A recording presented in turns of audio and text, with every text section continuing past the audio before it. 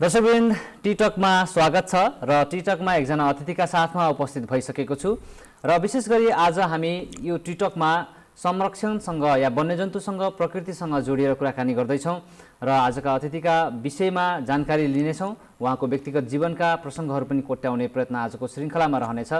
विशेष गरेर संरक्षणसँग सम्बन्धित रहेर कुराकानी गर्दै गर्दाखेरि आज मसँग अतिथिका रूपमा हुनुहुन्छ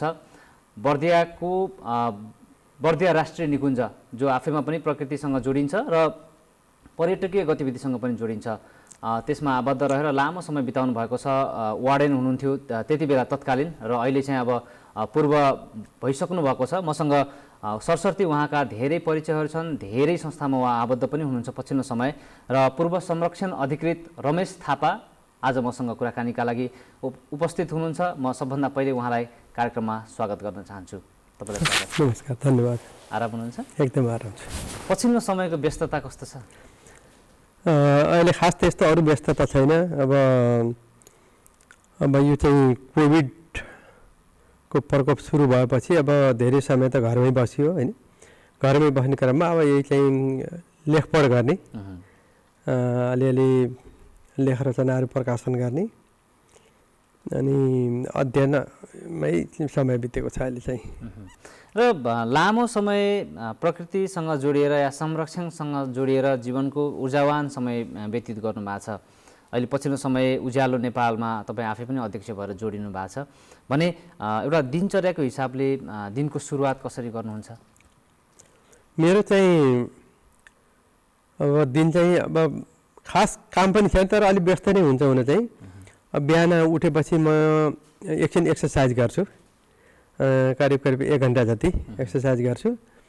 अनि त्यसपछि आफ्नो नित्य कर्म सिद्धिएपछि बिहान एकछिन त अब न्युज हेर्ने, पढ्ने, त्यही नै हो। त्यसपछि अब दिउँसो चाहिँ विशेष कामहरू हुँदाखेरि काममा गइन्छ, होइन भनेदेखि चाहिँ घरमै बस्ने, पढ्ने। अहिले त अब यो सामाजिक सञ्जालहरू चलाउने, अब त्यसमा चाहिँ प्रतिक्रियाहरू दिने होइन। त्यहाँदेखि अब स्ट्याटसहरू लेख्ने, यही बितिरहेछ। भनेपछि त एकदमै प्रविधिसँग अपडेट पनि हुनुहुन्छ? प्रविधि पनि अब समयले सिकाएको छ भन्नु पर्यो। अवकाश पछिको जीवन तपाईँले सोचे जस्तै गरी चलिरहेछ या अलिकति त्यसलाई फरक गर्ने कोसिस गर्दै हुनुहुन्छ? होइन, मलाई चाहिँ कस्तो भएको थियो भने अब जागिर छोडिसकेपछि अब कसरी समय बिताउने हो भन्ने एक किसिमको चाहिँ अलिअलि चिन्ता चाहिँ थियो। समय बिताउनु अलिक गाह्रो हुन्छ कि भनेर, तर त्यस्तो भएन। वास्तवमा चाहिँ जागिर छोडिसकेपछि पनि एक किसिमको व्यस्तता रहि नै रह्यो। यो चाहिँ प्रविधिले गर्दाखेरि पनि होला जस्तो लाग्छ मलाई। प्रविधिले गर्दाखेरि केही नयाँ कुराहरू पढौँ जानौँ भनेदेखि अब चाहिँ इन्टरनेटमा सर्च गऱ्यो, पढ्यो, त्यो कुराहरू पनि अब अपडेट भइन्छ। र फेरि अब घरेसी जीवनमा धेरै समय बाहिर बसियो होइन। अनि अब घरमा पनि अब बस्दाखेरि रमाइलो हुँदो रहेछ। त्यस्तो अप्ठ्यारो चाहिँ केही पनि भएन, महसुसै भएन। यो प्रकृतिसँग सम्बन्धित कुरा या भनौँ न, तपाईँले झन्डै लामो समय 24 वर्ष त बर्दिया मात्रै बिताइसक्नु भएको छ भने त्यो विषय या त्यो कालखण्डलाई म फेरि एकछिन पछाडि जोड्छु। तपाईँले अहिले वर्तमान समयमा काम गरिरहेको उज्यालो नेपाल संस्थाले कस्तो काम गर्दैछ अहिले? म चाहिँ यो 2074 साल कार्तिक 1 गतेबाट अनि राजीनाम दिएको थिएँ मैले होइन। ठ्याक्क त्यही दिनबाट स्वीकृत भयो।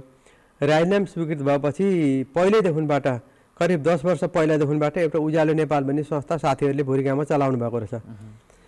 जुन दिन मेरो चाहिँ राजीनाम स्वीकृत भयो त्यही दिनबाट उहाँले मलाई अध्यक्ष बनाउनु भयो त्यसको। अनि त्यसको अध्यक्ष बनाएर अब अध्यक्ष बनाइसकेपछि त केही न केही जिम्मेवारी पनि भयो। अनि हामीले चाहिँ अब त्यो संस्थाको माध्यमबाट खास गरिकन चाहिँ मानव वन्यजन्तु द्वन्द्व न्यूनीकरणका कामहरू केही गऱ्यौँ। खास गरिकन अहिले चाहिँ बर्दिया राष्ट्रिय निकुञ्ज र खाता जैविक मार्गमा यो चाहिँ मानिस र वन्यजन्तु बिचको द्वन्द्व अलिकति बढेकै छ।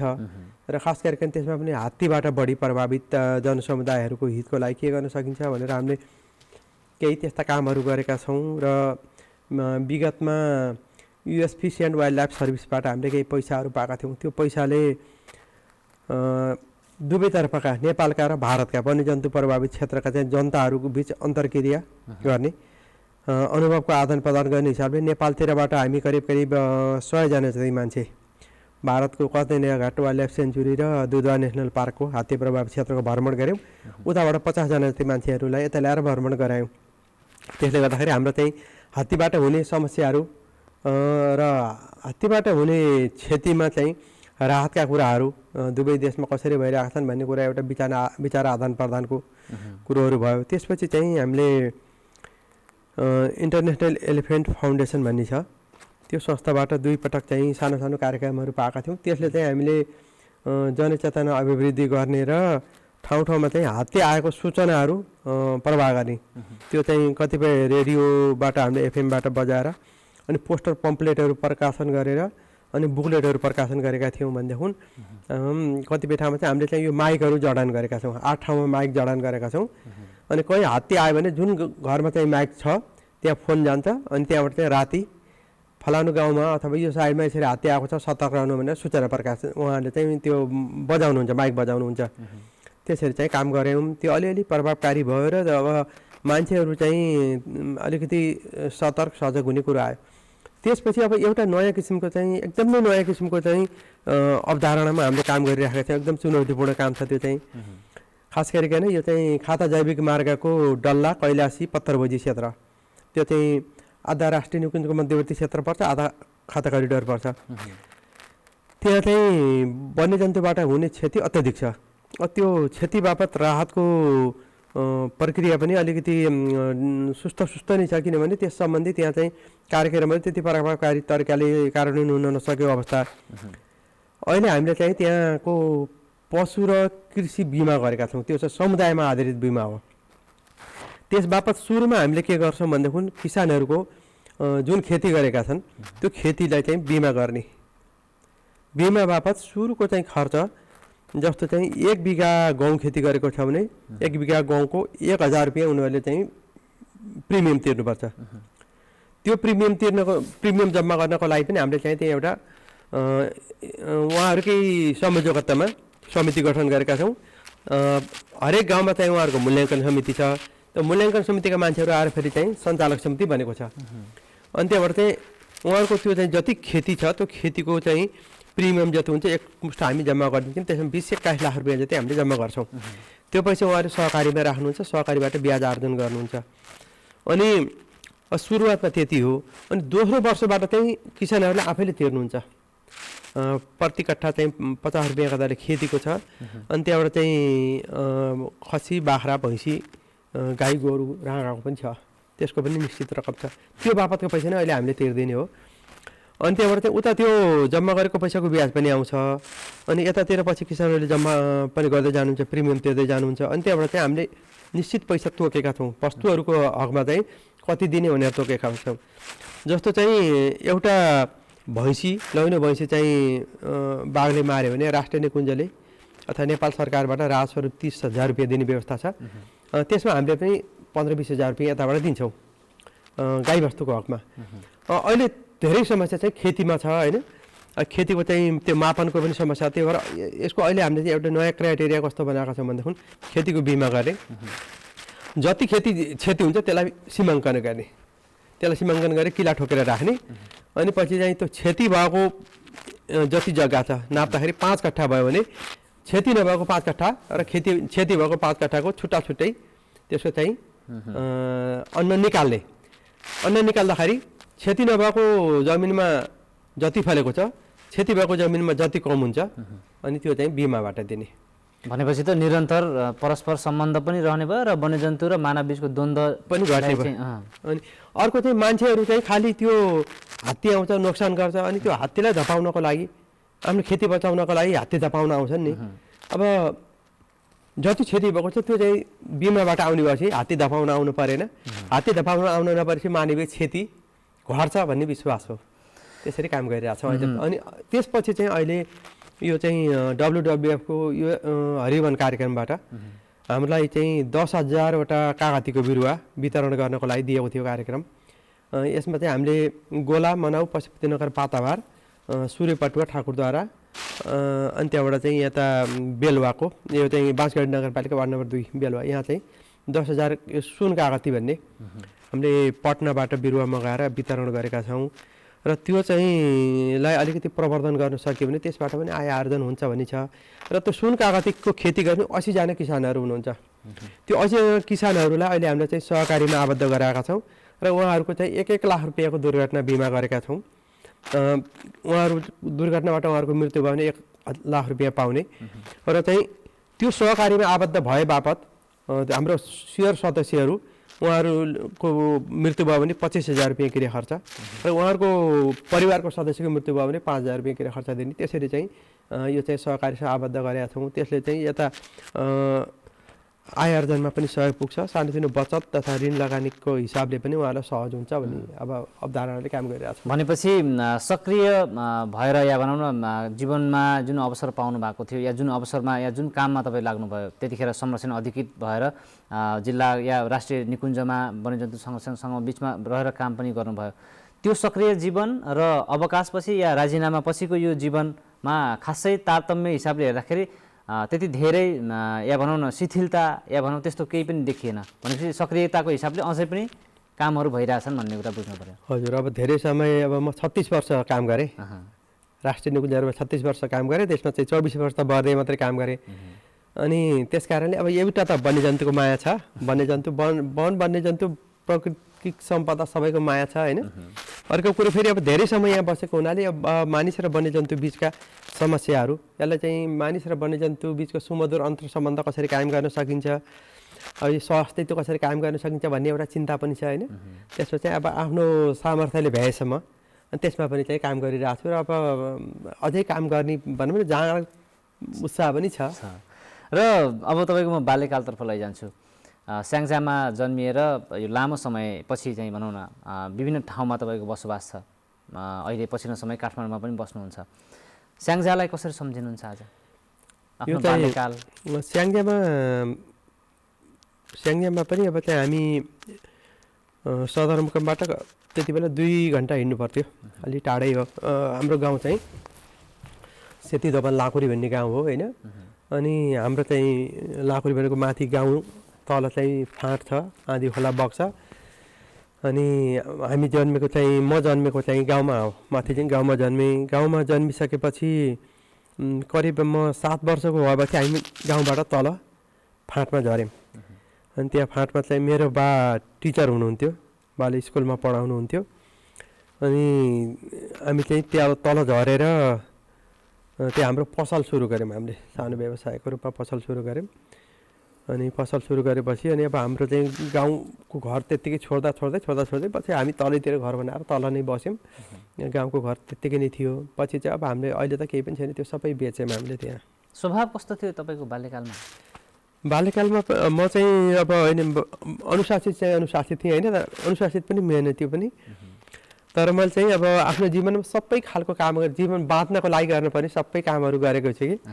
जस्तो अब हाम्रो चाहिँ पसल थियो होइन, त्यो पसल चाहिँ यो चाहिँ अरू सरसामानहरूको अतिरिक्त चिया अनि त्यहाँबाट चाहिँ खाजा पनि को पनि व्यवस्था थियो। अनि त्यहाँबाट चाहिँ अब त्यो चिया बनाउने, खाजा दिने, अनि त्यो जुठो भाँडाहरू मान्ने उठाउनेदेखिबाट लिएर सबै काम गर्नु पर्थ्यो होइन। अनि मेरो बा टिचर हुनु त बा स्कुल जानुहुन्थ्यो। अनि घर अब भैँसी बाख्रा हुने भइहाले होइन। अनि आमा मात्रै हुनुहुन्थ्यो, काम गर्ने अरू मान्छेहरू थिएनन्। अब जेठो म हुँ, मेरो भाइ बहिनी साना थिए। त्यो हिसाबले अनि त्यहाँबाट चाहिँ बाको स्कुल एकदम टाढा थियो, बाले चाँडै जानु पर्थ्यो, बा चाँडै जानुहुन्थ्यो। अनि खाना बनाउने, आफू खाने, भाइ बहिनीलाई खुवाउने, अनि आमाको लागि तयार बनाएर आएको थियो नि। आमा आएपछि अनि झोला बोकेर स्कुल दौडिने, त्यस्तो थियो। अनि अलि मेहनती नै थिएँ म, सानोमा चाहिँ मेहनती थिएँ। त्यस्तो अब घरमा बा टिचर भएका कारणले गर्दाखेरि अब अनुशासनहीन हुने, उशृङ्खल हुने त्यो पनि अवसर भएन। फेरि चाहिँ बाहिर डुल्ने घुम्ने पनि अवसरै भनेको कामै काम धेरै कामै कामले गर्दाखेरि चाहिँ कामै काम गर्ने। भनेपछि सानै उमेरदेखि जिम्मेवारी सम्हाल्ने बानी पर्यो, सानैदेखि जिम्मेवारी आइपर्यो, वहन गरियो। त्यसलाई कसरी निर्वाह गर्ने भन्ने कुराको अभ्यास बचपनदेखिबाट सुरु भयो भनौँ न। हजुर, बचपनबाटै भयो। अनि अब फेरि अब त्यो चाहिँ पसल भइसकेपछि सामान ल्याउनु पर्ने होइन। अनि त्यो सामान सिद्धेपछि सामान ल्याउनु पर्ने, अनि पैसा बोकेर लिएर गयो। अनि त्यहाँबाट चाहिँ 1-2 जना भरिया लिएर गयो। अनि भरियालाई पैसा तिर्यो अनि त्यहाँबाट चाहिँ सामान लिएर आयो अनि त्यहाँ हिसाब किताब कति रुपियाँ चाहिँ उधारो ल्याउनु पर्थ्यो होइन पहिलाको पैसा दिने फेरि उधारो ल्याउने हिसाब किताब गर्ने त्यो चाहिँ सानैदेखिबाटै अब त्यो चाहिँ जिम्मेवारी आयो र त्यो मैले गर्थेँ। र पढाइको कुरा गर्नुपर्दाखेरि चाहिँ कतिको क्षमता या दक्षता या भनौँ आफ्नो स्तरको हिसाबले यस्तो थियो म चाहिँ अब पढ्न चाहिँ अब ठिकै थिएँ त्यस्तो चाहिँ एकदम पढ्न धेरै ऊ पनि होइन म चाहिँ कहिले पनि फर्स्ट भएन म चाहिँ एकपटक थर्ड भएन तर सेकेन्ड एक क्लासबाट सेकेन्ड नै हुँदै गएँ अनि एसएलसी पनि सेकेन्ड डिभिजनमै पास गरेँ। केही त्यस्तो अविस्मरणीय क्षण छन् त्यो बेलाका? अहिले त्यस्तो खालको अरू त केही छैन। अब यो चाहिँ अविस्मरणीय भन्नाले कस्तो थियो भने हामी चाहिँ पढ्न आयो है पढ्यो अनि त्यहाँबाट दिउँसो चाहिँ त्यो हाफ टाइम हुन्थ्यो त्यति बेला चाहिँ मैले घर गएर गर्नुपर्ने होमवर्क पनि गर्थेँ कि त्यो चाहिँ अघिल्लो क्लासहरूको होमवर्क गर्ने अनि अरू साथीहरू जाने बल खेल्ने यताउति गर्थेँ अब त्यो पनि गरिनँ मैले किनभने घर गएपछि फेरि काममा लाग्नु पर्थ्यो नि त बेलुका घर पुग्ने बित्तिकै अनि काममा लाग्नु पर्थ्यो। म घर पुगेपछि आमाले पसल मलाई छोडेर जानुहुन्थ्यो फेरि काम धन्दामा अनि मैले चाहिँ त्यो अतिरिक्त क्रियाकलापहरूमा त्यति भाग लिइनँ तर पनि अब त्यो मेरो यस्तो खालको क्षमता कसरी भयो होइन। अनि यो चाहिँ शुक्रबारे कार्यक्रमहरू हुने गर्थे हाजिर जवाब वाद विवादहरू हो हिजो प्रतियोगिता भयो निबन्ध भयो यस्तोहरूमा चाहिँ मैले भाग लिन्थेँ र म त्यसमा जित्थेँ पनि। म चाहिँ आफ्नो 10 क्लासमा पढिन्जेलसम्म चाहिँ मेरो दाई हुनुहुन्छ एकजना उदयबहादुर थापा अहिले चाहिँ बेलायततिर बस्नुहुन्छ अनि अर्को भाइ गोपाल छेत्री हाम्रो सानीमाको छोरा हामी 3 जना थियौँ। जिल्ला स्तरीय प्रतियोगिताहरूमा हामीले चाहिँ धेरै पटक जितेका छौँ धेरै पटक प्रथम भएका छौँ। त्यस्तो चाहिँ अवसर नपाए पनि त्यो चाहिँ थियो तर अब यो चाहिँ खेलकुद यताउति मेरो चाहिँ थिएन खेलकुदमा चाहिँ खासै त्यो ऊ थिएन तर म चाहिँ पछि क्याम्पसमा गइसकेपछि अनि त्यहाँबाट चाहिँ बल्ल खेल्न पाएँ। र अब यो बाल्यकालको कुराहरू सुन्दै गर्दाखेरि तपाईँको कस्ता व्यक्तिहरूसँग बढी अलि नजिक या भनौँ त्यो स्वभावको हिसाबले कस्ता व्यक्तिहरूसँग अलिकति नजिक हुन रुचि राख्नुहुन्छ सङ्गत गर्न भनौँ न अझ? अब यस्तो भयो म चाहिँ अब सानैदेखिबाट मेरो बा टिचर हुनुभयो होइन अनि अब बाको साथीहरू पनि त्यस्तै पढे लेखेका मान्छेहरू नै हुने हुनाले अब मेरो चाहिँ धेरै सङ्गत उहाँहरूकै छत्रछायामा भयो होइन। अब उमाकान्त शर्मा भन्ने सर हुनुहुन्थ्यो उमाकान्त शर्मा पौडेल उहाँ चाहिँ मेरो बाको पनि विद्यार्थी हो चाहिँ तर पछि बालेर उहाँले पनि सँगै पढाउनुहुन्थ्यो अनि उहाँले बढी मलाई चाहिँ केयर गर्नुहुन्थ्यो कि अलि यो लेखन शैलीको लागि अतिरिक्त क्रियाकलापमा भाग लिने कुराहरूमा चाहिँ इन्करेज गर्नको लागि उहाँले धेरै चाहिँ मलाई धेरै उ गर्नुहुन्थ्यो अनि त्यहाँबाट चाहिँ कहीँ गलत सङ्गतमा छ कि भन्ने कुराहरू पनि हेर्नुहुन्थ्यो होइन। अनि उहाँले धेरै अवसर दिनुभयो मलाई अनि मेरो गुरु हुनुहुन्छ मलाई मन्त्र सुनाएको गुरु त्रिभुवन शर्मा उहाँ चाहिँ त्यहाँको हेडमास्टर हुनुहुन्थ्यो। उहाँले चाहिँ हरेक क्रियाकलापमा जिल्लामा जाने उहरूमा अनि जाने बेलामा चाहिँ अनि मलाई भन्नुहुन्छ तँसँग पैसा छ कि छैन कहिले काहीँ खाजासाजा खानुपर्छ पैसा छ कि छैन भन्नुहुन्थ्यो। त्यसरी चाहिँ उहाँले पनि इन्करेज गर्नुभयो। अनि अर्को चाहिँ पिताम्बर शर्मा नेपाली उहाँ अहिले पनि हुनुहुन्छ चाहिँ पृथ्वीनारायण क्याम्पसमा लेक्चरर हुनुहुन्थ्यो त्यहाँबाट चाहिँ उहाँ रिटायर भयो अनि रिटायर भएर जनप्रिय क्याम्पसको संस्थापक क्याम्पस चाहिँ हुनुभयो अहिले पनि हुनुहुन्छ उहाँ चाहिँ साहित्यकार पनि हो होइन। अनि उहाँले चाहिँ मलाई के कुराहरू दिनुहुन्थ्यो यो लेख्नु है उहाँ चाहिँ आफू बाहिर हुनुहुन्थ्यो तर यो लेखेर पछि मलाई देखा भनेर त्यो चाहिँ मेरो लेख्ने कला परिष्कृत होस् भन्ने किसिमले त्यसरी दिनुहुन्थ्यो होमवर्क जस्तो दिनुहुन्थ्यो। त्यसो गर्दाखेरि मेरो चाहिँ अब धेरै सङ्गत त्यस्तो पढे लेखेका मान्छेहरूसँग भयो। त्यसमा पनि अब के अलिकति म चाहिँ 10 क्लासतिर गइसकेपछि 10 क्लासतिर गएपछि बिस्तारै यो प्रगतिशील विचारधाराका मान्छेहरू वामपन्थी विचारधाराका मान्छेहरूको सङ्गत भयो क्या धेरै जस्तो अलिकति उहाँहरूको चाहिँ नजिकमा भयो। जस्तो सर हुनुहुन्थ्यो हामीलाई साइन्स पढाउने सर हुनुहुन्थ्यो त्रिलोचन शर्मा ढकाल भन्ने पछि उहाँ मन्त्री पनि हुनुभयो अहिले चाहिँ खै राजनीतिमा हुनुहुन्छ कि हुनुहुन्न। उहाँले पनि चाहिँ मलाई अलिकति यो चाहिँ गाइड गर्नुभयो। अनि पछि चाहिँ एकजना घनश्याम ढकाल भन्ने सर हुनुहुन्थ्यो उहाँ पनि सँगसँगै हो पछि उहाँ चाहिँ माओवादी आन्दोलनमा उहाँ चाहिँ सहिद हुनुभयो होइन उहाँ पनि उहाँको छोरा पनि 2 जना सहिद भए। उहाँ चाहिँ एनडिएस हुनुहुन्थ्यो त्यो चाहिँ डिग्री गर्ने बेलामा 10 महिना चाहिँ गाउँमा गएर पढाउनु पर्थ्यो क्या उहाँहरूले भनेपछि त अलिकता अनुभव भएका पाका या अलिकता शिक्षित वर्गहरूसँग उहाँहरूसँग धेरै बढी- सम्मत भयो उहाँहरूसँग किशोरावस्थालाई सम्झ्यौँ न। किशोरावस्थामा तपाईँले गरेका दुःख या पढाइको बेलामा गर्नु परेका सङ्घर्षहरू के छन्? अनि पढाइको बेलामा चाहिँ खास के भयो भने अब त्यति बेला चाहिँ क्याम्पस पढ्ने कुरो त धेरै गाह्रो थियो होइन। अनि बाले चाहिँ मलाई क्याम्पस पढाउने भन्नुभयो। अनि अब घरको स्थितिले गर्दाखेरि ठ्याक्कै क्याम्पस पढ्ने अवस्था थिएन, किनभनेदेखि एक त आर्थिक अवस्थाको हिसाबले पनि, अर्को कुरो चाहिँ अब घर म हिँडेपछि काम गर्ने मान्छे थिएन, भाइ बहिनीहरू सानै थिए। अनि त्यहाँबाट चाहिँ क्याम्पस पढ्न जाने भन्ने कुरो भयो। अनि मेरो माइले भएको छोरा हुनुहुन्छ दाइ बलबहादुर थापा, हामी दुईजनालाई इन्ट्रान्स दिने भनेर पठाउनु भयो। हामी गएर इन्ट्रान्स दियौँ। मैले मेडिसिन्स, इन्जिनियरिङ र अनि फरेस्ट्रीमा दिएँ। अनि दाइले पनि केमा दिनुभयो। अनि मेरो के भयो भने इन्जिनियरिङमा सिभिल इन्जिनियरमा दिएको जनरल मेकानिकल्स भन्नेमा निस्क्यो नाम। अनि मेडिसिनमा चाहिँ साउन्डमा दिएको त्यो माघे सेमेस्टरबाट पढ्न पाउने गरी निस्क्यो। अनि फरेस्ट्रीमा चाहिँ तत्कालै पढ्न पाउने गरी निस्क्यो, 2 नम्बरमै नाम निस्क्यो। नाम निस्केपछि अनि त्यहाँबाट चाहिँ अब त्यो फरेस्ट्री पढ्ने भनेर बाले भन्नुभयो। अनि त्यति बेला यो फरेस्ट्री पनि थाहै थिएन। अनि अब हेटौँडामा क्याम्पस थियो, हेटौँडा जानुपर्ने। अनि त्यही बाले चाहिँ अब आमा नभएको बेला पारेर, आमा रुनुहुन्छ भनेर आमा नभएको बेला पारेर मलाई चाहिँ आमा घाँस काट्नु गएपछि 3-4 भित्र ल हिँड भनेर मलाई लिएर हिँड्नुभयो। झोलामा अलिअलि कपडा सपडा गरेर। अनि मलाई चाहिँ 600 रुपियाँ पैसा दिनुभएको थियो त्यो क्याम्पस भर्न आउने भनेर। अनि त्यहाँबाट चाहिँ घरबाट मलाई लिएर आउनुभयो है। अब सपना जस्तो लागिरहेको छ कि। अनि त्यहाँबाट आएँ। अनि नौडाँडा भन्ने ठाउँमा चाहिँ मेरो फुपूको छोरीको घर छ। अनि आएर ल त त्यहाँ बस्नु आज। अनि भोलि चाहिँ उता पोखराबाट एउटा बस आउँछ, त्यसमा चढेर बुटोल जानु, बुटोलबाट अनि त्यहाँबाट चाहिँ नारायणघाट जानु, गैँडाकोट जानु, यसरी जानु भनेर पठाउनु भयो। अनि म आएर फुपूको घरमा बसेँ होइन। अनि त्यहाँबाट चाहिँ बस्यो। बेलुकासम्म त धेरै बेरसम्म निद्रा लाग्ने चिन्ता लाग्यो होइन। अनि म बिहान बिउन्जेल त आमा आइसक्नु भएको रहेछ क्या, राति नै बिचरा आमा त्यहाँ आमाको माया आमा आउनुभएको रहेछ। अनि त्यहाँबाट चाहिँ 2-3वटा अन्डा उसिनेर होइन के खानेकुराहरू बनाएर आउनुभएको रहेछ।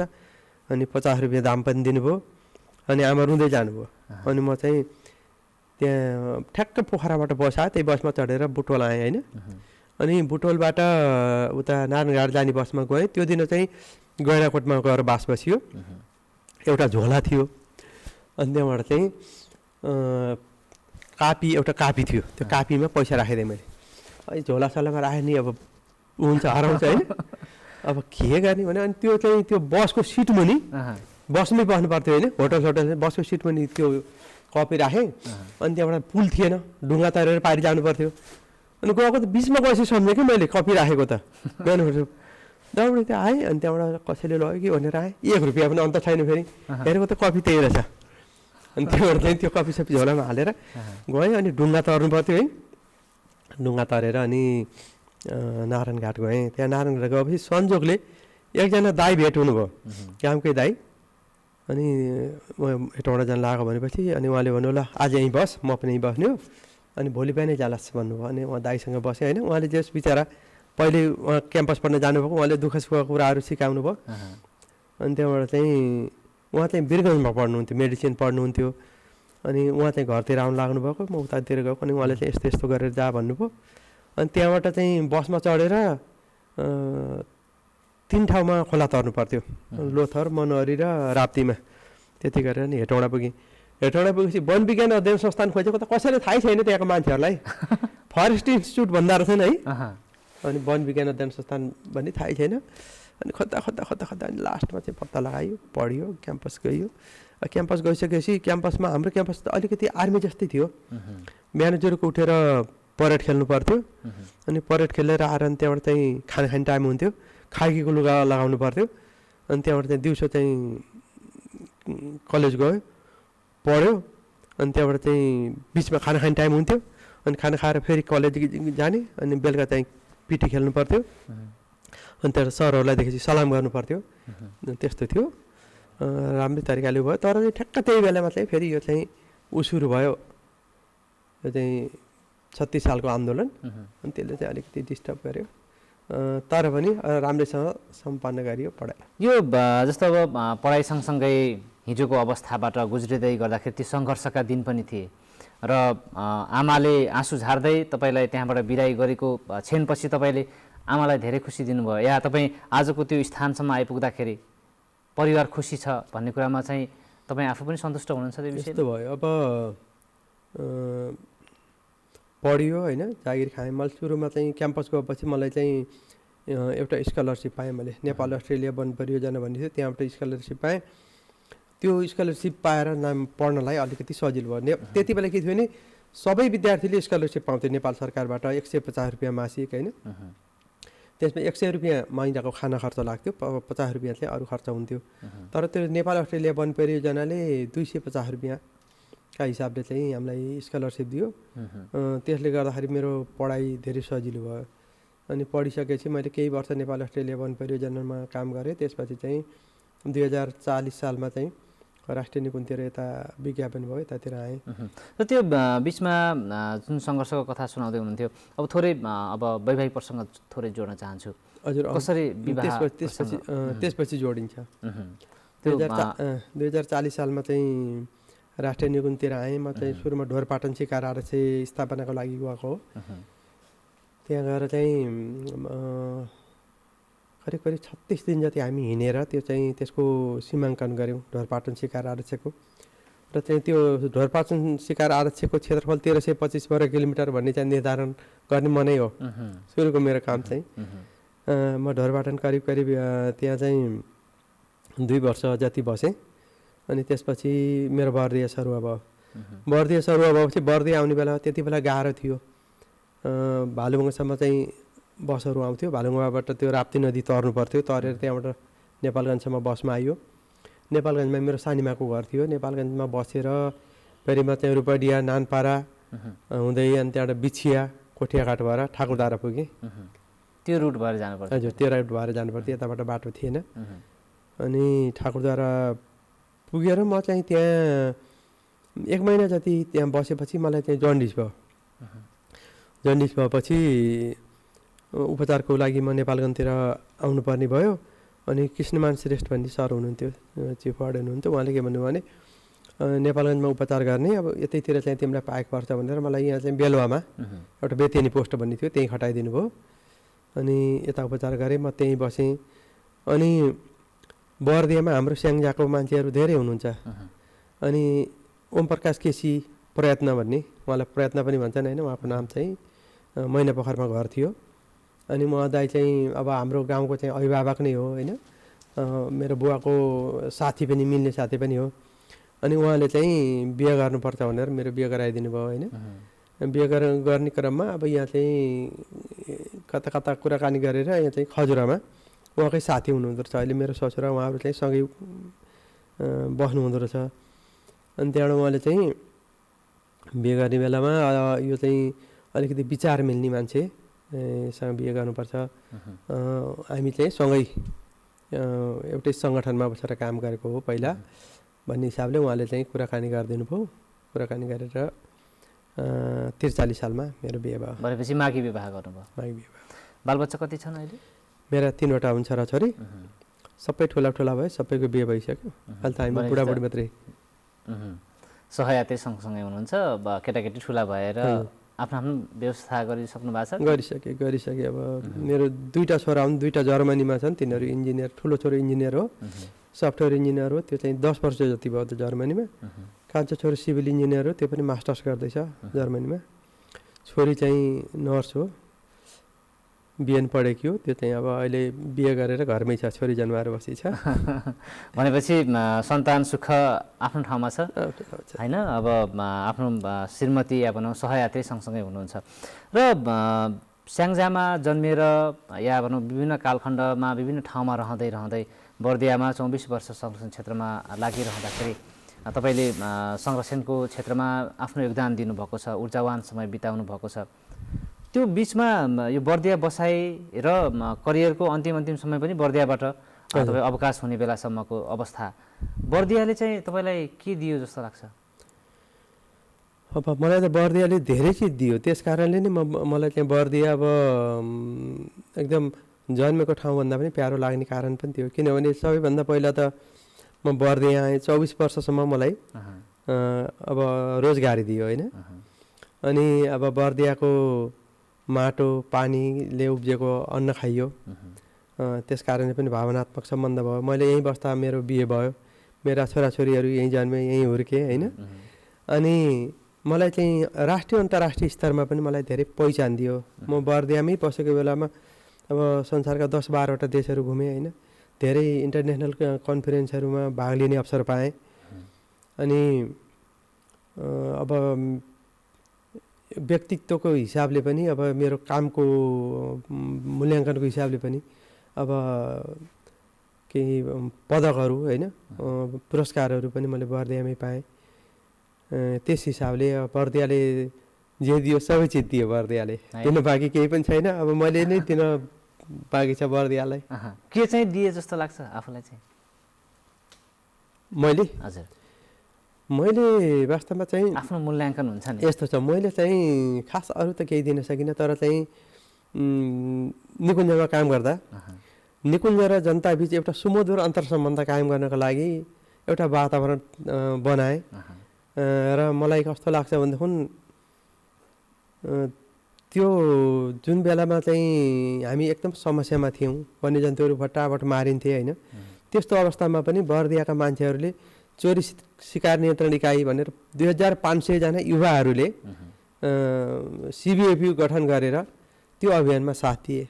त्यति मात्रै होइन, 251 थान बन्दुकहरू राष्ट्रिय निकुञ्जलाई बुझाए र चाहिँ शून्य शिकार वर्ष भनेर 5-7 वर्षसम्म चाहिँ एउटा चरामुसा पनि नमर्ने गरी जुन जनताले दिए नि, त्यो अवस्था सिर्जना गर्नको लागि मेरो केही योगदान छ भन्ने लाग्छ मलाई। र पछिल्लो समय बर्दियामा बाघको सङ्ख्या पनि मजाले बढ्यो, राम्रो भयो, चोरी शिकार पनि नियन्त्रण भयो। र अब त्यसमा पनि चाहिँ यो जनता र निकुञ्ज बिचको एउटा चाहिँ राम्रो सम्बन्ध र चाहिँ हामीले अङ्गीकार गरेका केही व्यवस्थापनका रणनीतिहरू त्यसले गर्दा यो सफल भएको हो। र त्यसमा पनि मेरो पनि केही योगदान छ भन्ने लाग्छ मलाई। लामो समयको यो प्रकृतिसँग या संरक्षणसँगको सम्बन्धका बिचमा पनि पछिल्लो समय या भनौँ मानव र वन्यजन्तु बिचको द्वन्द्वका समस्याहरू छन्। यसलाई हामीले हल गर्न सकेनौँ या यसलाई केही रूपमा भए पनि निराकरण गर्न सकिरहेका छैनौँ भन्ने कुराहरू चाहिँ भनौँ न, मानिसहरूलाई चाहिँ वन्यजन्तुका कारणले गर्दाखेरि समस्या भइराख्दाखेरि फेरि हामी जुन संरक्षणका कुरा गरिरहेछौँ त्यसलाई चाहिँ फेरि विफल बनाउने या कन्ट्रोभर्सीको रूपमा आइरहेको पनि पाइन्छ नि, त्यो बुझाइ पनि त्यस्तो देखिन्छ। के भन्नुहुन्छ? यस्तो छ, वास्तवमा चाहिँ यो अलिकति समस्या छ। यो कस्तो खालको समस्या छ भनेदेखि यो चाहिँ हाम्रो वन्यजन्तुका कारणले हामी पीडित हौँ कि हाम्रो कारणले वन्यजन्तु पीडित हो, त्यो कुरो चाहिँ अलिकति हामीले बुझ्न जरुरी छ। वास्तवमा विगत समयदेखिबाट वन्यजन्तुहरू विचरण गर्ने, ओहोरदोहोर गर्ने वन जङ्गलहरू होइन, ती त हामीले अतिक्रमण गऱ्यौँ होइन। ती अतिक्रमण गरेर तिनीहरूको निर्वाध आवागमनलाई हामीले रोकिदिएका छौँ। जस्तो हात्तीकै कुरा गर्ने भने अघि नै बाल्यकालको कुरा भन्नुहुन्थ्यो नि, बाल्यकालमा सानो उमेरमा आमाको पछि पछि लागेर मामा घर गएको बाटो अहिले पनि बिर्सिँदैन। त्यो चाहिँ हाम्रो मानस पटलमा छ। हामी चाहिँ त्यो अहिले त्यो ठाउँमा पुरा गाडी हिँड्ने भएको छ होइन, अर्कै त्यो भूगोलको संरचना बिग्रेको होला, तर पनि हाम्रो दिमागमा चाहिँ घरबाट यसरी झर्ने, खोलो तर्ने अनि यसरी पुल तरेर चाहिँ उकालो लागेपछि मामा घर पुगिन्थ्यो भने त्यो चाहिँ मेटिँदैन। वन्यजन्तुहरूको पनि त्यही हो, वन्यजन्तुहरूमा पनि पहिल्यैदेखिबाट उनीहरूले चाहिँ विचरण गरेको क्षेत्र तिनीहरूको दिमागमा छ। तिनीहरू त्यही बाटो, त्यही ठाउँ, त्यही सम्झिन्छन्, त्यसरी नै विचरण गर्छन्। तर अब के भइदियो भने अतिक्रमण भयो। पहिला वन्यजन्तुहरू हिँड्ने बाटोहरूमा चाहिँ बस्तीहरू बसेका छन्, गाउँहरू बसेका छन्, कतिपय ठाउँमा हाइवेहरू बनेका छन्, नहरहरू बनेका छन्, त्यसले चाहिँ अवरोध गरेको छ। अवरोध गरेपछि अनि त्यहाँबाट चाहिँ वन्यजन्तु पीडित हुन पुगे। अनि तिनीहरू चाहिँ अब त्यहाँ उनीहरू हिँड्ने बाटोमा धान छ भने धान खाइदिने, घर छ भने घर भत्काइदिने, त्यस्तो खालको समस्याले गर्दाखेरि यो आएको छ। तर पनि अब यसको न्यूनीकरणको लागि, यसको रोकथामको लागि एक त कानुन नै आइसकेको छ, अहिले राहतको व्यवस्था छ होइन, वन्यजन्तुबाट हुने क्षतिको राहत सम्बन्धी व्यवस्था छ। अर्को कुरो, बर्दियामा हामीले केही मौलिक खालका प्रयासहरू पनि गरेका छौँ। जस्तो चाहिँ वन्यजन्तु पीडित एकल महिलाको लागि र वन्यजन्तुको आक्रमणबाट अङ्गभङ्ग भएका मान्छेहरूको लागि नेपाल सरकारको कुनै व्यवहार नपर्ने गरी हाम्रो मौलिक आम्दानीबाट हामी चाहिँ महिनाको 1500 रुपियाँ घरै लगेर दिने व्यवस्था गरेका छौँ कि यो निरन्तर छ। त्यो चाहिँ धेरै ठुलो सहयोग हो वास्तवमा। भनेपछि एकातिर वन्यजन्तु संरक्षण पनि गर्नु छ र अझ विशेष गरी त अझ मध्यवर्ती क्षेत्रका नागरिकहरूलाई आर्थिक रूपले अर्थोपार्जनमा पनि लगाउन जरुरी छ, जसले गर्दाखेरि चोरी सिकारी या जुन नियन्त्रण भएको छ त्यसले पनि सहयोग गरेको हो भन्ने विश्वास गर्नुहुन्छ? हो, एकदम हो। त्यो चाहिँ यो चोरी सिकार नियन्त्रण गर्नको लागि चाहिँ यो भनौँ न हामीले एउटा गैँडाको खाक जाने अहिले भियतनाम पुर्यायो भनेदेखि 50 लाख रुपियाँ पाउँछन्।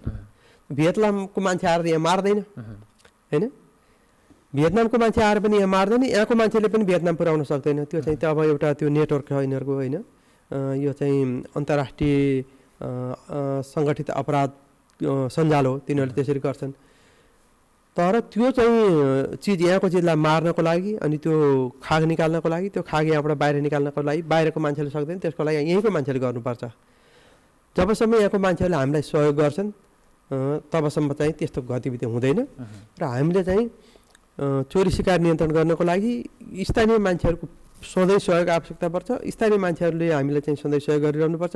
त्यसको लागि हामी बिचको सुमधुर अन्तर्सम्बन्ध र आपसी समन्वय एकदम जरुरी छ। जो अहिले चाहिँ भइराखेको थियो त्यो चाहिँ आपसी समन्वय सुमधुर भएर नै हो। भनेपछि वन्यजन्तु या प्रकृति बिचको जुन मानवसँग सम्बन्ध छ, हामीसँग भएका त्यस्ता स्रोत साधनहरू या प्रकृति र वन्यजन्तुलाई उनीहरूलाई असर नपर्ने गरेर उनीहरूबाट फाइदा लिन सक्ने अवस्था कस्तो रहन्छ, के देख्नुहुन्छ तपाईँ? छ नि, यस्तो छ। अब यो चाहिँ नि सबैभन्दा ठुलो कुरो त हामीले चाहिँ अब प्रकृति जहाँ चाहिँ प्रकृति विनाश भइरहेको छ अवस्था छ, त्यसमा अब अहिले भएका राष्ट्रिय निकुञ्जभित्र भएका चाहिँ वन्यजन्तु अनि अब चाहिँ प्राकृतिक सम्पदाहरू तिनीहरू चाहिँ मात्रै संरक्षण भएको छ। अब अहिले त हेर्नु त अब नेपाली मान्छेहरू पनि राम्रो खालको वनको बनावट, चराचुरुङ्गीहरू, अब चितल मृगहरू यी चिज हेर्नको लागि पनि राष्ट्रिय निकुञ्ज आउनु पर्ने। पहिला त यतातत्र पाइन्थ्यो, घरै चाहिँ जनावरहरू आउँथे, वन्यजन्तुहरू देख्न पाइन्थ्यो। अहिले अब चाहिँ ती चिजहरू लोप भएर गइसके। अब हाम्रो निकुञ्जले ती चिजहरूको संरक्षण गरेको छ, ती संरक्षण गर्नको लागि जनताले सहयोग गरेका छन्। त्यही भएर निकुञ्जले जति बढी पैसा आम्दानी गर्छ त्यसको चाहिँ पैसा आधा जनतालाई दिन्छ। जनताले आफ्नो सामुदायिक विकासको काम गर्छन्। त्यही भएर चाहिँ यो जनता र निकुञ्ज बिचको चाहिँ सुमधुर अन्तर्सम्बन्ध कायम गर्नको लागि कानुनले पनि एउटा बाटो खोलेको छ। निकुञ्जमा चाहिँ जनताको स्वामित्व बनाइदिएको छ। निकुञ्जले जति आम्दानी गर्छ त्यसको 50% जनतामा जान्छ होइन। त्यसपछि जनताले निकुञ्ज अझै राम्रो बनाउने, जति राम्रो बनायो त्यति बढी पर्यटक आउँछन्, जति बढी पर्यटक आयो त्यति बढी राजस्व आम्दानी हुन्छ, जति बढी राजस्व आम्दानी भयो त्यति जनतामा आउँछ, जति जनतामा आयो त्यति विकास हुने हो। त्यही भएर चाहिँ यो एउटा कानुनले पनि त्यस्तो व्यवस्था गरेको छ। र अर्को कुरो चाहिँ हामीले व्यावहारिक रूपमा पनि त्यस किसिमका चाहिँ एउटा गतिविधिहरू सम्बन्धहरू बनाएका छौँ। कसरी जस्तो यो थोरै कुराहरू जोड्दाखेरि अब मानव र वन्यजन्तु बिचको सम्बन्ध सुमधुर बनाउनका लागि या त्यो जुन घटनाहरू भइरहेका छन्, एकातिर तपाईँले भन्नुभयो राहतको कुराहरू छँदै नै छ, त्यो घटना नै हुन नदिनका लागि गर्नुपर्ने कुराहरू के छन् जस्तो लाग्छ? त्यही त अब यस्तो छ। अब सबैभन्दा पहिला त जुन वन्यजन्तुहरू विचरण गर्ने उनीहरूका परम्परागत वासस्थानहरू हुन्, ती चिजहरू हामीले खलबलाइदिएन भने उनीहरू चाहिँ हामी कहाँ आउँदैनन्। त्यसलाई चाहिँ हामीले त्यही अवस्थामा छोड्नु पर्यो, एउटा कुरा। अर्को कुरो, जति चिजहरू हामीले चाहिँ पहिल्यै उनीहरूको चाहिँ अतिक्रमण गरिसकेका छौँ, त्यहाँ अघि नै मैले कुरा गरेँ नि, क्षति भयो भने क्षतिको राहत दिने अथवा क्षतिपूर्ति गर्ने किसिमको व्यवस्था गर्ने बित्तिकै मान्छे आउनु परेन। क्षति त हुन्छ, किनभने त्यो वन्यजन्तुलाई आहारको आवश्यकता पर्छ। आहार खोज्दै जाने क्रममा उसको पुरानो विचरण गरेको क्षेत्रमा चाहिँ खेतीपाती हुन्छ, त्यो खाइदिन्छ।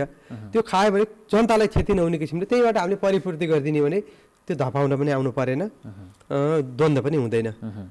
त्यस किसिमको चाहिँ अब हामीले यो एउटा अभियान त्यसरी चाहिँ यो समुदायमा आधारित बिमा प्रणालीबाट त्यो समुदायले नै त्यसको चाहिँ परिचालन गर्ने, समुदायले नै मूल्याङ्कन गर्ने, समुदायले नै त्यसको राहत दिने, त्यस्तो किसिमको चाहिँ गतिविधि सञ्चालन गर्नुपर्छ। यो तपाईँको अनुभवले के भन्छ म थोरै जान्न चाहन्छु। जस्तो अब हामी संरक्षणको कुराकानी गर्छौँ या यो विषयमा चाहिँ बहसहरू पनि भइरहेका हुन्छन्। बालबालिकालाई या भनौँ न साना 5 कक्षादेखि माथि पढ्ने विद्यार्थीहरूलाई यो संरक्षण, यसको महत्त्व, यसको आवश्यकता, वन्यजन्तुलाई चाहिँ संरक्षण गर्दा हुने फाइदा, पर्यावरणीय दृष्टिकोणले यो कुराहरूमा अझै बढी बहस हामीले चलाउन सकेनौँ कि जस्तो लाग्छ तपाईँलाई? ताकि मैले भन्न खोजेको उनीहरूलाई त्यो किसिमले संलग्न बनाउन सक्यो भने पछि गएर त्यसलाई झन् अझ संरक्षणमा सजिलो हुन्छ भन्ने विषयमा चाहिँ। एकदम हो। त्यो चाहिँ के हो भने अहिलेका बालबालिका अहिलेका बालबालिका नै पछिका चाहिँ अब मान्य हुने पनि यिनै हुन्, मन्त्री हुने पनि यिनै हुन्, यहाँको चाहिँ स्थानीय निकायका प्रतिनिधि हुने पनि यिनै हुन्, र यहाँका जनता पनि यिनै हुन् होइन, कर्मचारी हुने प्रशासक हुने यिनै हुन्। त्यसकारण यिनीहरूमा संरक्षण सम्बन्धी ज्ञान सिप चेतनाको आवश्यकता पर्दछ। त्यो कुरालाई चाहिँ जस बर्दियामा त्यो कुरालाई सम्बोधन भएको छ। बर्दियाका सबै स्कुलमा, बर्दिया जिल्लामा रहेका सबै स्कुलहरूमा ग्रिन क्लबहरू छन् सबै स्कुलमा। अनि त्यहाँबाट चाहिँ अब अहिले अलिकति कमी भएको छ होइन। बिचमा चाहिँ सेन्स नेपाल भन्ने एउटा संस्था थियो, त्यो सरहरूकै अगुवाईमा बनेको दिनेश गौतम सर हुनुहुन्छ अध्यक्ष। उहाँको अध्यक्षतामा त्यो सेन्स नेपालले बर्दिया जिल्लाका सबै स्कुलहरूमा विद्यालय वातावरण शिक्षा चाहिँ पढाएको छ र त्यसको पाठ्यक्रम पनि बनाउनु भएको छ। र हामीले हेऱ्यौँ भनेदेखि बर्दिया राष्ट्रिय निकुञ्जको मध्यवर्ती क्षेत्रमा चाहिँ गुलेली खेलेर चाहिँ चरा मार्ने केटाकेटी पाइँदैन। त्यो चाहिँ उहाँहरूकै देन हो, त्यो स्कुलमा सिकेको ज्ञान हो। सरहरूले स्कुलमा भाइ बहिनीहरूलाई सिकाउनु भयो, भाइ बहिनीहरूले त्यो कुरो दिमागमा राखे। एउटा कुरो त्यो। अर्को कुरो कोही पनि घाइते अवस्थाको जनावर देख्यो भने ती केटाकेटीहरूले आफ्नो अभिभावकलाई भनेर भए पनि निकुञ्जमा पुर्याउँछन्, तिनीहरूको उद्धारै गर्छन्। कोही कोही मान्छे बदमास हुन्छ, त्यो घाइते छ भने मारे पनि खान्छन्। नत्र सामान्यतया चाहे अजिङ्गर होस् चाहे चाहिँ अरू जनावरहरू हुन्, ती जनावरहरू फेला पारेपछि निकुञ्जमा बुझाउने त्यो चाहिँ बर्दियामा छ। त्यो चाहिँ संरक्षण शिक्षाको त्यो राम्रो प्रभाव हो। अर्को कुरो पहिला एकदम व्यापक रूपमा पानीमा विष हाल्ने चलन थियो, अहिले त्यो त लगभग शून्य छ। बर्दियामा शून्य भन्ने हुन्छ छैन, त्यो चाहिँ विद्यालय वातावरण शिक्षाकै चाहिँ त्यो प्रभाव हो। त्यो भएर बर्दियामा धेरै राम्रो सुरुवात भएको, बर्दियाका सबै स्कुलहरूमा चाहिँ विद्यालय वातावरण शिक्षा सुरु भएको। अब त्यसलाई निरन्तरता दिने काम चाहिँ कसरी भएको छ मलाई त्यति अहिले चाहिँ म अपडेट छैन। तर पनि अब ठाकुर बाबाको कुरा गर्दाखेरि ठाकुर बाबा नगरपालिकामा चाहिँ छुट्टै पाठ्यक्रम नै बनाएको छ। नगरपालिकाले नै त्यहाँको चाहिँ विज्ञ सरहरूलाई राखेर छुट्टै पाठ्यक्रम नै बनाएको छ र विद्यालय वातावरण शिक्षाको अध्ययन अध्यापन हुन्छ।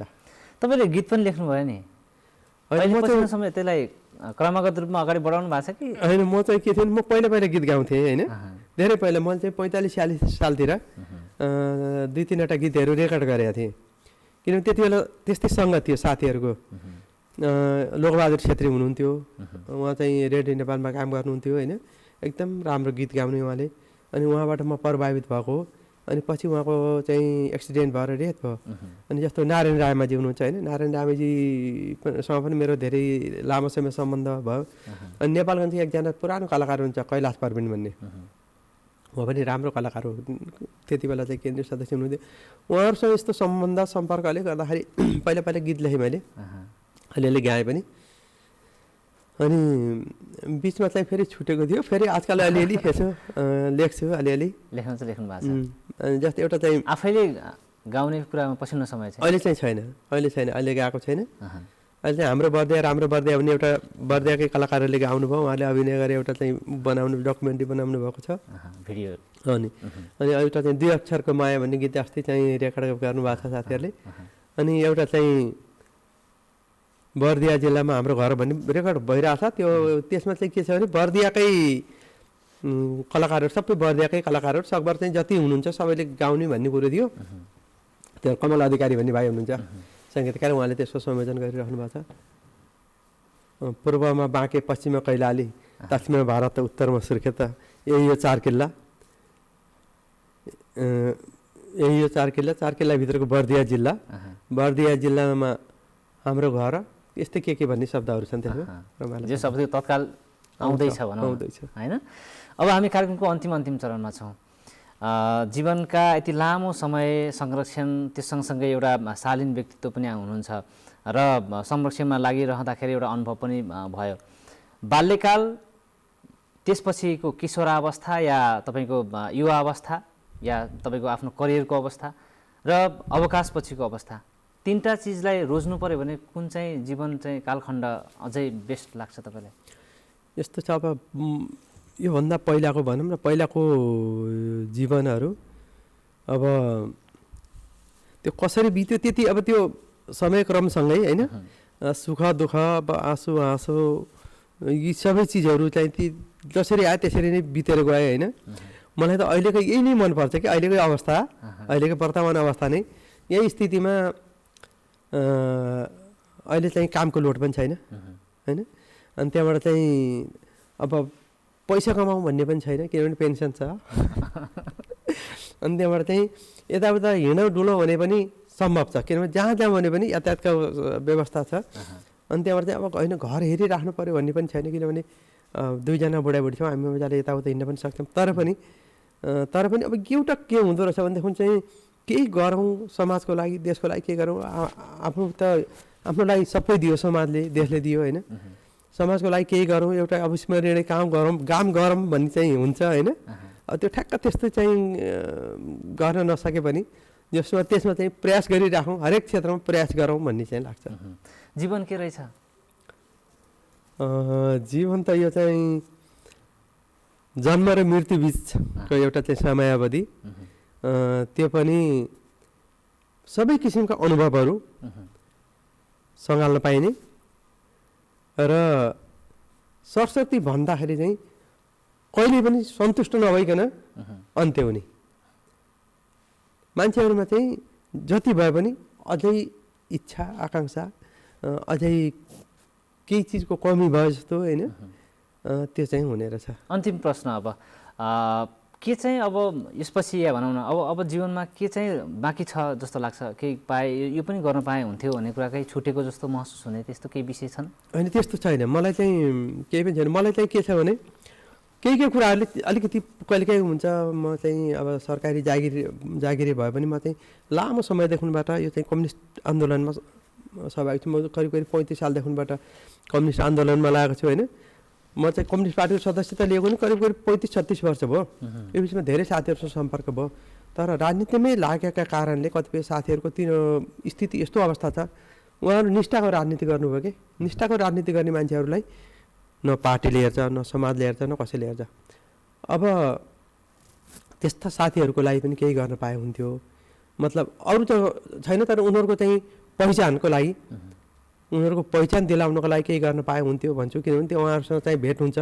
मैले तुलना गरेर हेर्छु उहाँहरूले सदस्यता दिएका मान्छेहरू होइन उहाँहरूले चाहिँ उत्पादन गरेका मान्छेहरूको चाहिँ स्ट्यान्डर्ड अर्कै छ। उनीहरू चाहिँ माथिल्लो तहमा छन् उहाँहरू अहिले पनि साइकल चढेर हिँड्नुहुन्छ तर पनि उहाँहरूलाई चाहिँ समयले पार्टीले देशले चाहिँ सम्मान दिन सकेको छैन। उहाँहरूको पनि सम्मान होस् भन्ने किसिमको स्थिति देख्न चाहन्छु। हस् म यो आजको कुराकानी यही टुङ्ग्याउँछु र निकै व्यस्त हुनुहुन्थ्यो त्यसका बावजुद पनि हामीलाई समय दिनुभएको छ। धेरै धेरै धन्यवाद तपाईँले। होइन यस्तो महत्त्वपूर्ण अवसर प्रदान गर्नुभयो व्यक्तिगत रूपमा यहाँलाई अनि नेपाल टेलिभिजन कोलपुरलाई हार्दिक धन्यवाद र हार्दिक आभार व्यक्त गर्न चाहन्छु। हस् दर्शकवृन्द आज हामीले टिकटकमा कुराकानी गऱ्यौँ। पूर्व संरक्षण अधिकृत रमेश थापा हुनुहुन्थ्यो। उहाँका विभिन्न परिचय छन् मैले अघि पनि जोडिसकेको थिएँ र उहाँसँगको कुराकानी तपाईँलाई कस्तो लाग्यो प्रतिक्रिया जनाउन सक्नुहुनेछ। भोलि फेरि अर्का अतिथिका साथमा उपस्थित हुनेछौँ। त्यतिन्जेलसम्मका लागि हामी सबैलाई बिदा दिनुहोस्। नमस्कार।